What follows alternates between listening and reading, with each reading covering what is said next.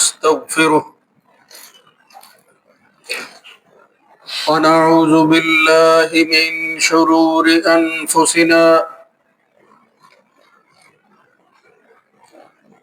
ومن سيئات أعمالنا من يهده الله فلا مضل له ومن يضلل فلا هادي له وأشهد أن لا إله إلا الله وحده لا شريك له وأشهد أن محمدا عبده ورسوله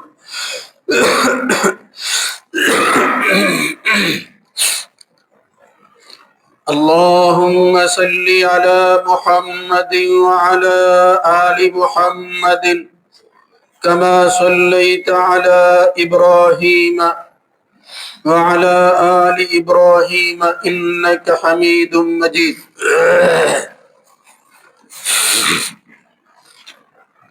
اللهم بارك على محمد وعلى آل محمد كما باركت على إبراهيم وعلى آل إبراهيم في العالمين إنك حميد مجيد أما بعد فإن خير الحديث كتاب الله وخير الهدى هدى محمد صلى الله عليه وآله وسلم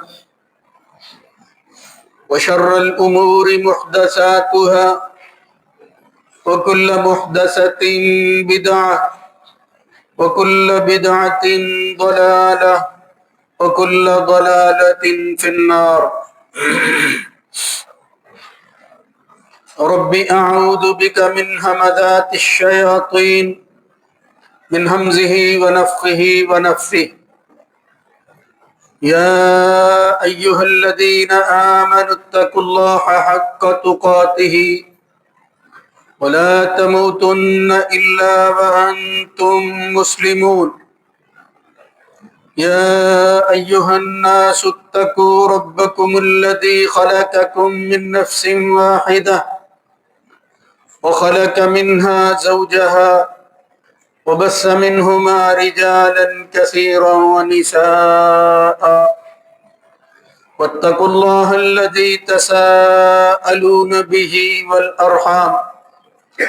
إن الله كان عليكم رقيبا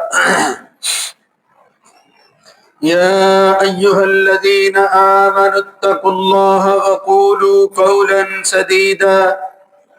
يصلح لكم أعمالكم ويغفر لكم ذنوبكم ومن يطع الله ورسوله فقد فاز فوزا عظيما رب اشرح لي صدري ويسر لي أمري واحلل عقدة من لساني يفقه قولي وكل إنسان ألزمناه طائره في عنقه ونخرج له يوم القيامة كتابا يلقاه منشورا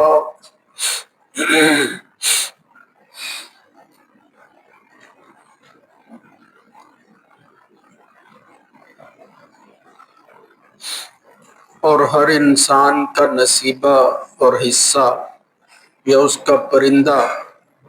ہم نے اس کی گردن میں لازم کر دیا ہے، اور ہم اسے قیامت کے دن نکالیں گے ایک ایسی کتاب کی شکل میں جس کو وہ کھلا ہوا پائے گا۔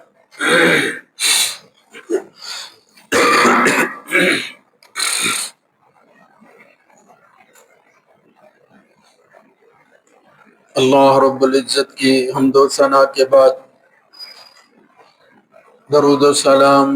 سید الرسل سید ولد آدم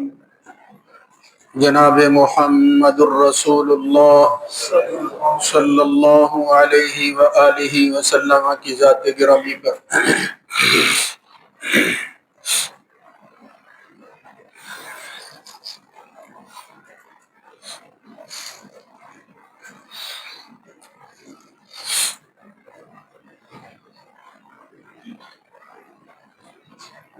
اللہ رب العزت کی بنائی ہوئی کائنات کا مطالعہ کریں اور اپنے سے پہلے ہونے والے واقعات کو دیکھیں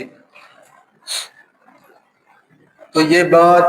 واضح طور پر ہمارے سامنے آتی ہے کہ انسان کا مزاج ہمیشہ سے ایک جیسا رہا ہے۔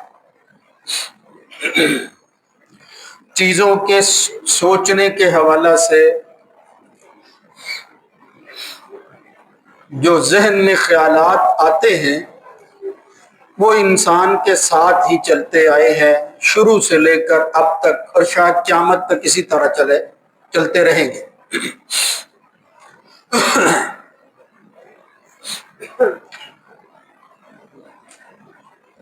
ان میں سے یہ احساس انسان کے اندر کسی بھی کام کرنے سے پہلے پیدا ہوتا ہے کہ جو میں کرنے لگا ہوں اس کا نتیجہ پتہ نہیں کیا نکلے گا۔ خواہش اس کی یہ کہ کاش مجھے پتہ چل جاتا کہ اس عمل کے بدلہ میں مجھے کیا حاصل ہوگا، فائدے یا نقصان کی صورت، لیکن کیونکہ ایسا ممکن نہیں تھا پھر اس زندگی کا مقصد کوئی نہ رہتا۔ تو اللہ رب العزت نے جو اس جہان کا خالق اور مالک ہے، مدبر اور متصرف ہے،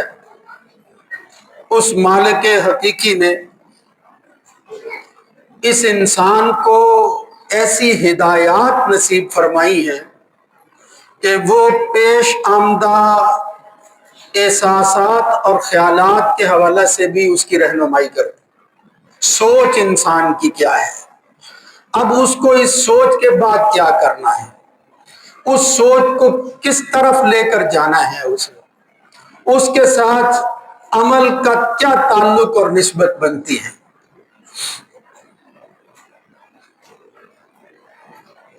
اس حوالے سے میں نے ابھی جو آپ حضرات کے سامنے آیت پڑھی ہے، یہ سورہ بنی اسرائیل کی ایک آیت ہے جس میں اللہ رب العزت یہ بات ارشاد فرما رہے ہیں کہ انسان کے جسم کا جز اور حصہ جس طرح ہوتا ہے بالکل اسی طرح اس کے ساتھ ہونے والے معاملات کو ہم نے اپنی تقدیر کے ساتھ لکھ دیا ہے، اس سے باہر کچھ نہیں ہوگا، وہی کچھ ہوگا جو ہم نے لکھا ہے، جو کچھ ہم نے فیصلہ کر لیا ہے، لیکن انسان کو معلوم نہیں ہے۔ اس کی آزمائش ہے کہ وہ کس حد تک کامیاب ہوتا ہے اس آزمائش میں، اسے جو کچھ کرنے کے لیے کہا گیا ہے وہ کس قدر اس پر عمل پیرا ہوتا ہے۔ اگر اسے نتائج بتا دیے جاتے تو یہ مقصد حاصل نہ ہوتا جو اس کی تخلیق کے اندر اللہ رب العزت نے پنہا رکھا ہوا ہے۔ یہ جو لفظ استعمال ہوا ہے بس اس کی مناسبت سے میں نے یہ آیت پڑھی ہے، وَكُلَّ إِنسَانٍ أَلْزَمْنَاهُ طَائِرَهُ فِي عُنُقِهِ۔ طائر کا معنی پرندہ۔ قرآن مجید میں بالخصوص اور نبی کریم صلی اللہ علیہ وسلم کی حدیث سے معلوم ہوتا ہے کہ اس لفظ کو لوگ اپنے مقدر، قسمت اور اس حوالہ سے استعمال کرتے رہے ہیں کہ جس طرح پرندہ ایک اڑنے والی مخلوق ہے، اس کے اعمال بھی کچھ اسی طرح کے ہیں۔ اب اس میں سے خیر کس قدر اس کو حاصل ہو سکتی ہے وہ خیر کا متلاشی ہے، اور اب خیر کو پا کیسے سکتا ہے اور پھر شر سے کیسے بچ سکتا ہے، اس سے وابستہ جو سوچ ہے وہ انسان نے اس پرندوں کی اڑان سے حاصل کرنے کی کوشش کی ہے۔ پرندہ اور اس کی اڑان، اور اس کو کہا گیا اس کا نصیبہ، اس کا شگون، اس کے ذہن میں آنے والا خیال۔ یہ قرآن مجید میں بالخصوص جو ہے یہ لفظ اس معنی میں آیا ہے۔ تو میں نے یہ آپ حضرات کے سامنے آیت رکھی ہے جس سے یہ بات معلوم ہوگی کہ انسان اپنے عمل سے پہلے جو چیز سوچتا ہے، اب اس کے بارے میں اسے جو فیصلہ کرنا ہے، اس فیصلے کے بارے میں اللہ اور اس کا رسول اسے کیا ہدایت دیتا ہے؟ کیا اس نے من مانی کرنی ہے؟ بس جو آیا ہے وہی کر گزرنا ہے؟ جس سوچ کے ساتھ وہ آگے بڑھ رہا ہے ضروری ہے کہ اسی سوچ کے مطابق اس کا نتیجہ نکلے گا؟ یہ ضروری نہیں ہے، یہ اس کو معلوم نہیں ہے۔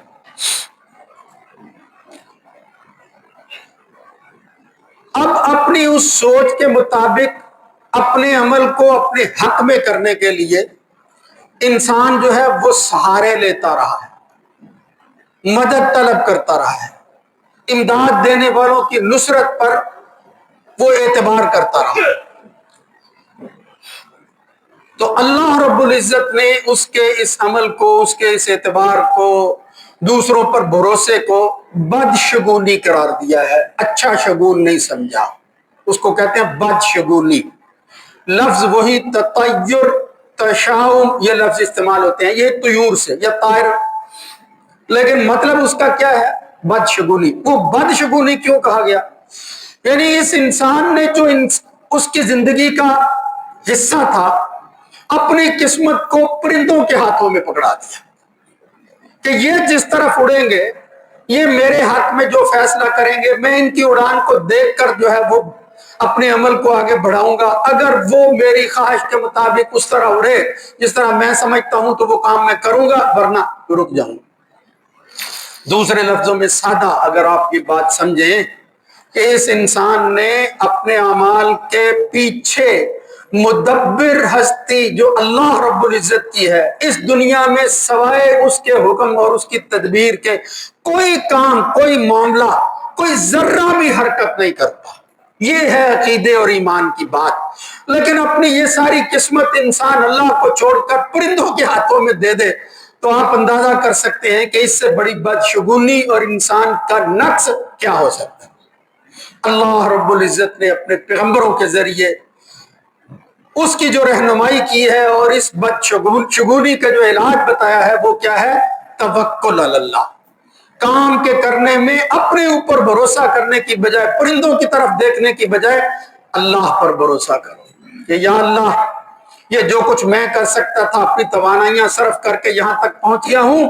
اس معاملے کو میرے حق میں خیر کی صورت میں منتج کرنا وہ تیرا کام ہے۔ تیرے علاوہ اس دنیا کے اندر کوئی بھلائی مجھے نصیب نہیں ہو سکتی، ساری دنیا اکٹھی ہو جائے، اگر تو نہ چاہے تو اس عمل کے اندر خیر نہیں مل سکتی۔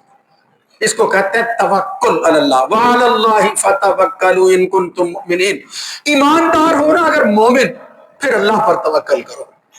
ومن یتوکل علی اللہ فہو حسبہ۔ اس کی وجہ یہ ہے کہ جو اللہ پر توکل کر لیتا ہے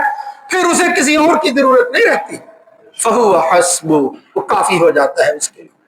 ان اللہ بالغ امرہ قد جعل اللہ لکل شیء قدرا۔ معاملات تو اللہ کے ہاتھ میں ہیں۔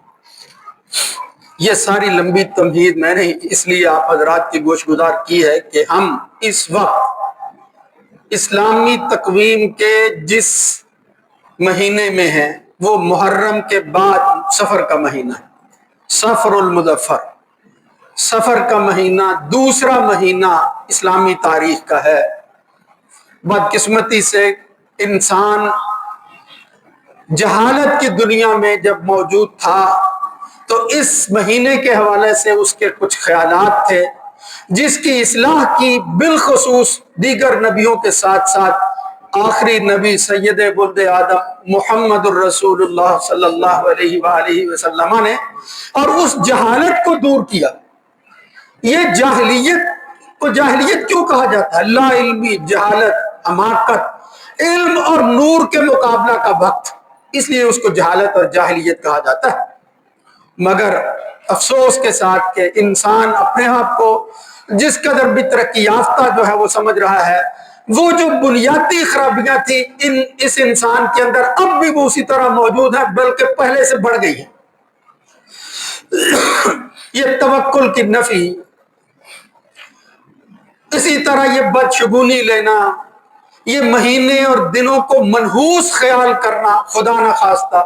اور پھر ان کی وجہ سے اپنے اعمال کو مؤخر کر دینا کہ چونکہ یہ مہینہ اور یہ دن منحوس ہے، ہمیں فلاں خوشی کا کام یا اپنی قسمت کا فیصلہ وہ نہیں کرنا چاہیے۔ تیری قسمت کا فیصلہ اللہ نے کر دیا ہے، اللہ کے بندے تو یہ اللہ کے بنائے ہوئے دنوں کو منحوس کہہ رہا ہے۔ یوزین ابن آدم یسب الدہر وانا الدہر بید الامر اقلب اللیل والنہار۔ یہ حدیث قدسی ہے کہ بندے کو کیا ہو گیا ہے، وہ یہ فیصلہ کر کے کہ یہ دن منحوس ہوتے ہیں، مہینے منحوس ہوتے ہیں، مجھے یہ کام نہیں کرنا چاہیے۔ اللہ کے ان دنوں اور ان صفات کے اندر اللہ ہی کو اذیت دینے کی کوشش کرتا ہے۔ یوزین ابن آدم یسب الدہر، جب وہ یہ برا بھلا کہتا ہے زمانے، مہینے اور دنوں کو، تو وہ اس کو گالی دیتا ہے، وانا الدہر۔ اور فرمایا یہ تو یوں ہی سمجھو کہ جس طرح وہ بندہ اللہ کو گالی دے رہا ہے، انا الدہر، تو میں ہی ہوں، بھئی زمانہ کیا ہے، تمہیں کیا معلوم ہے، بید الامر، سب معاملات میرے ہاتھ میں ہیں، رات اور دن کو میں پھیرتا ہوں، میرے علاوہ جو ہے وہ، اگر میں چاہوں تو یہ دن ہمیشہ دن رہے، رات نہ آ سکے، اس لیے کہ میرے اختیار میں، یہ میری نوازش ہے تم پر، عنایت ہے کہ میں اس کو جو ہے وہ تبدیل کرتا ہوں، اور اسی طرح یہ جہان جو ہے وہ چل رہا ہے، سب کچھ اس کے ہاتھ میں ہے۔ بس یہ جو توکل کا عقیدہ ہے، یہ جو بنیادی چیز تھی، آپ اگر غور کریں تو ان کی اصلاح کے لیے جو ہے وہ پیغمبر آتے ہیں۔ یعنی اگر عقیدے کے اندر، ایمان کے اندر جو ہے وہ نقص موجود ہو، دوسرے لفظوں میں اگر بندہ اللہ کو بھول جائے اور اللہ کی مخلوق کو اس کی جگہ پر خالق بنا لے، اس سے بڑی جہالت، بیوقوفی اور حماقت کوئی نہیں ہو سکتی۔ اس کی اصلاح کے لیے اللہ تعالیٰ پھر پیغمبر ہی بھیجتا ہے، ورنہ اصلاح جو ہے وہ ممکن نہیں ہے۔ تو یہ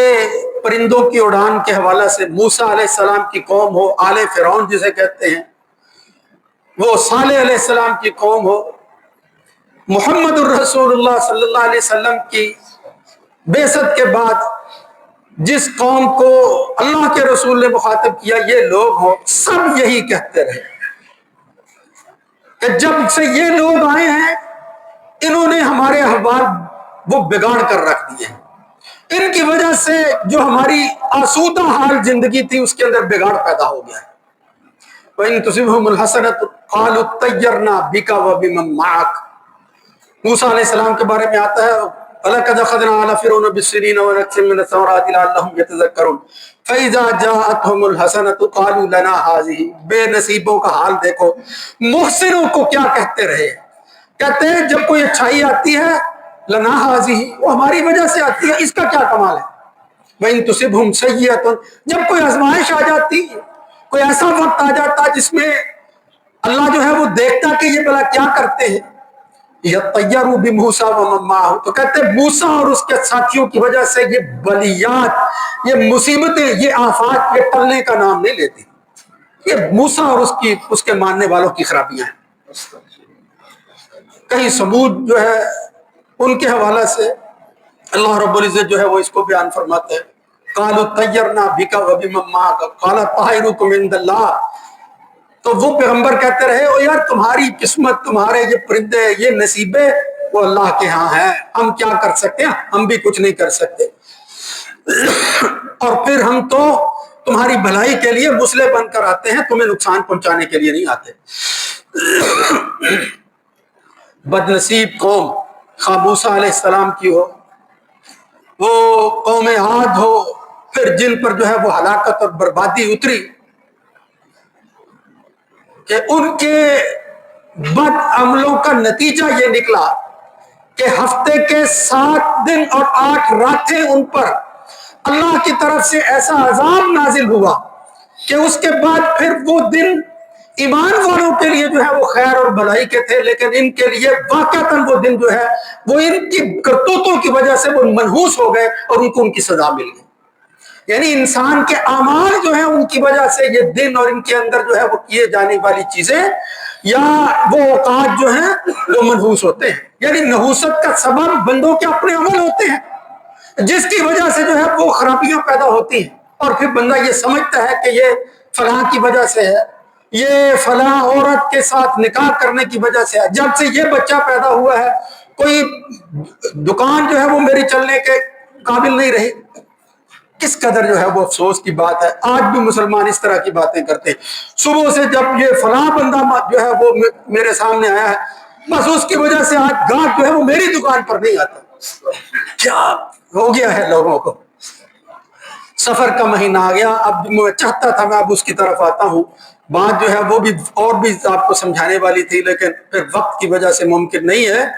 یہ سفر کا مہینہ،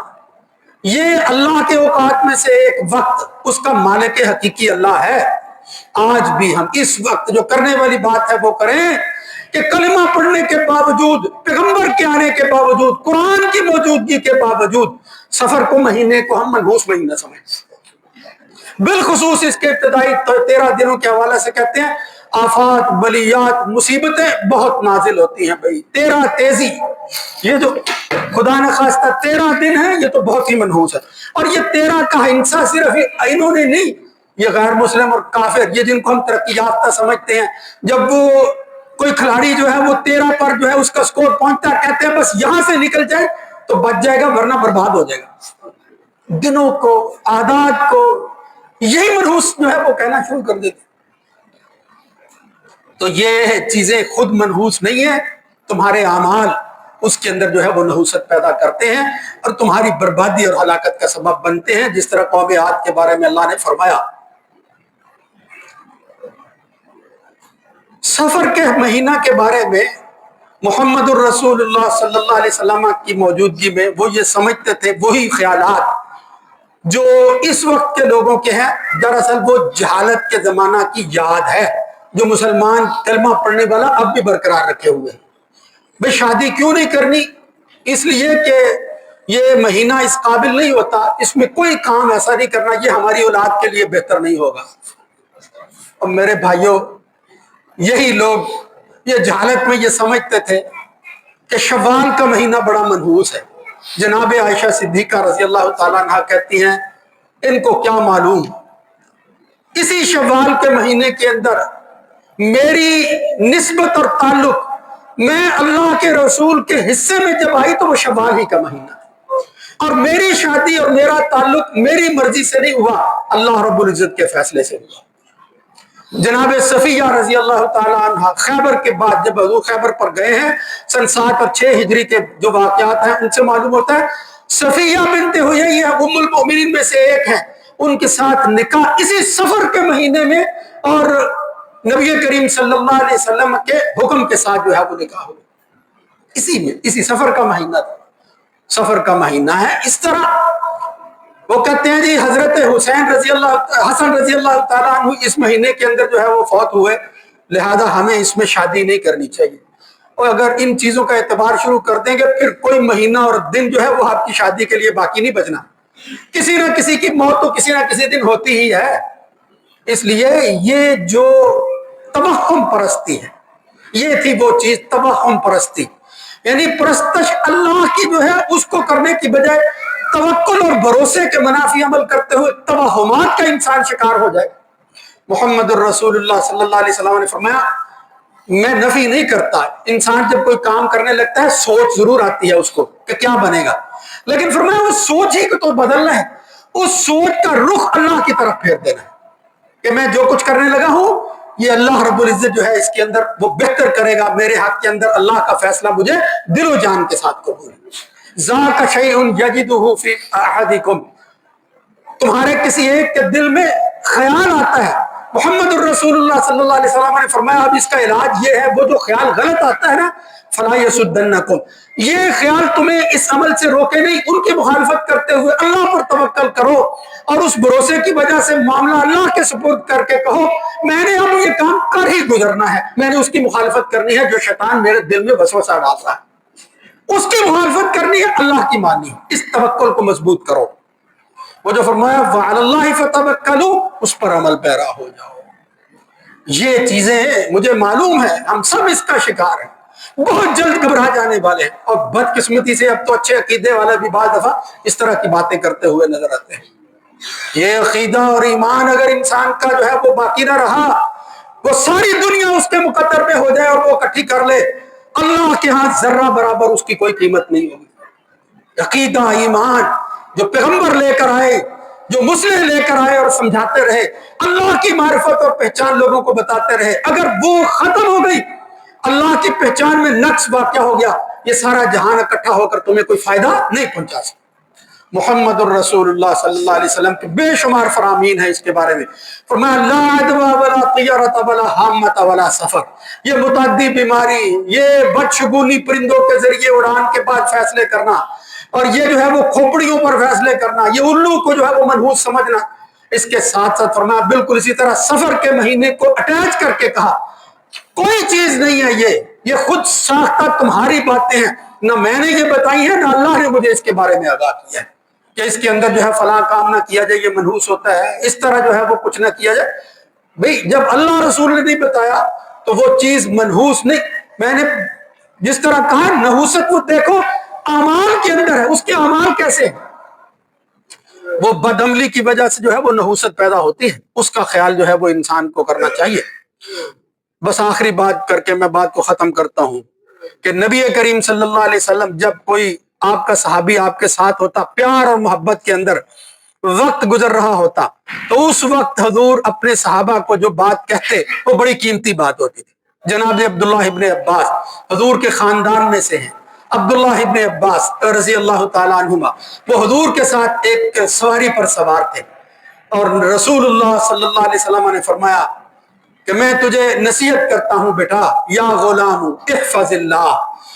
اب اللہ کی حفاظت میں رہنا، یحفظک اللہ، جب تو اللہ کی حفاظت ڈھونڈے گا اللہ تیرا جو ہے وہ محافظ بن جائے گا۔ احفظ اللہ تجدہ تجاہک، اللہ پر جو ہے وہ بھروسہ کرنا، اسی کی حفاظت میں اپنے آپ کو لے کر آنا، کوئی بھی کام ہو جب تو اللہ پر توکل کر کے اسی کا ہو جائے گا، تیرا ہر کام وہ کر دکھائے گا تجھے۔ تجدہ تجاہک، جہاں تجھے ضرورت پڑے گی اللہ تیرے سامنے کھڑا ہوگا۔ اذا سألت فاسأل اللہ، جب کوئی چیز مانگے اللہ سے مانگے، وَإِذَا اسْتَعَنْتَ فَاسْتَعِنْ بِاللَّهِ، جب کوئی استعانت مدد تمہیں مطلوب ہو اللہ سے مدد مانگو، استعین باللہ۔ اسی لیے صحابہ جن کے سامنے حضور یہ بیان کرتے تھے، اگر کوڑا گر جاتا وہ بھی کسی دوسرے سے نہیں اٹھاتے تھے کہ کہیں یہ بھی استعانت کے اندر نہ آ جائے، حالانکہ یہ بالکل استعانت نہیں تھی، لیکن احتیاط کا پہلو یہ تھا۔ عبداللہ ابن عباس رضی اللہ تعالیٰ عنہ سے یہ تمہید باندھنے کے بعد محمد الرسول اللہ صلی اللہ علیہ وسلم نے جو فرمایا وہ کیا تھا؟ فرمایا وَعْلَمْ، اور میرے بچے اس بات کو نہ بھولنا، ان الامۃ لو اجتمعوا علی ان ينفعوک بشیء لا لم ينفعوک بشیء الا قد كتبہ اللہ لک، اگر یہ سارا جہان، یہ ساری امت، یہ سب لوگ اکٹھا ہو جائیں اور تجھے کوئی فائدہ پہنچانا چاہیں مگر اللہ نے وہ تیرے مقدر میں فائدہ نہیں لکھا، یہ ساری دنیا اکٹھے ہو کر تجھے کوئی فائدہ نہیں پہنچا سکتی۔ اور اس کے مقابلہ میں فرمایا وَلَوِ اجْتَمَعُوا عَلَىٰ أَن يَضُرُّوكَ بِشَيْءٍ لَمْ يَضُرُّوكَ بِشَيْءٍ، دیکھو سمجھانے والی چیزیں ہی تھی، یہ قیمتی ہی چیزیں تھی، ہم اپنے بچوں کو کیا سمجھاتے ہیں، کس فکر میں لگا رکھا ہے ہم نے، بھئی یہ بنیادی چیزیں ہیں، اس سے تربیت کرو، یہ درس و تدریس کی محفلوں میں اپنے بچوں کو بھیجو، پتہ چلے انہیں۔ محمد الرسول اللہ صلی اللہ علیہ وسلم اگر کوئی اس سے قیمتی بات ہوتی ہے عبداللہ بن عباس کو وہ بتاتے، لیکن خلاصہ جو ہے وہ بیان کر دیا کہ ابن عباس اگر یہ دنیا ساری اکٹھی ہو کر تجھے نقصان پہنچانا چاہے فکر نہ کرنا، اگر اللہ تجھے نقصان نہ پہنچائے یہ کچھ نہیں کر سکتے۔ بس میرے بھائیو یہ ہے نتیجہ، اس توقع کو جو ہے وہ ہم نے دوبارہ جو ہے وہ اپنے قسمت میں اپنے زندگی کے اندر لانا ہے۔ پھر یہ سفر کا مہینہ ہو یا کوئی اور مہینہ ہو، وہ کافروں کی طرح نہیں، وہ بدبخت یہ مہینے بدل دیتے تھے، ڈاکے ڈالتے تھے اور اس کی وجہ سے کہتے یہ نحوست آ گئی ہے۔ بھئی تمہاری کرتوت یہ ڈاکہ ڈالنا، انسانوں کی عزتوں پر مالوں پر جو ہے وہ حملہ کرنا، یہ منحوس ہے، اور تم جو ہے وہ دلوں کو منحوس جو ہے وہ شمار کرنا شروع کر دیں۔ اس لیے ہمیں مسلمان کو ہرگز اس مہینے کے حوالے سے بالخصوص یہ جو ہم نے جو ہے وہ خدا نخواستہ یہ کہہ رکھا ہے، وہ ہمارا تو یہ حال ہے بھئی عصر کے بعد جھاڑو نہ دینا، رزق جو ہے وہ انسان کا کام ہو جاتا ہے، فلاں کام نہ کرنا، پرندہ جو ہے وہ فلاں بولی بول رہا ہے، بس آج کوئی مہمان آنے والا ہے، یہ فلاں جو ہے وہ آواز سنی ہے، یہ بلی جو ہے وہ کالی گزر گئی ہے، آج خیر نہیں ہے، یہ کروڑ روپے کی گاڑی جو ہے اس کے آگے جو ہے وہ چھتر، وہ ایک بد نصیب، وہ کیا ہو گیا ہے، مسلمان ہو کلمہ پڑھنے کے بعد کیا حالت ہو گئی ہے تمہاری، وہی جہالت والی بات ہے۔ تو اللہ رب العزت جو ہے وہ ہمارے اندر توکل پیدا فرمائے، اللہ تعالی ہمیں اللہ کے نبی محمد الرسول اللہ صلی اللہ علیہ وسلم کی سیرت کے مطابق زندگی گزارنے کی توفیق نصیب فرمائے۔ اقول قولی ھذا استغفر اللہ لی ولکم۔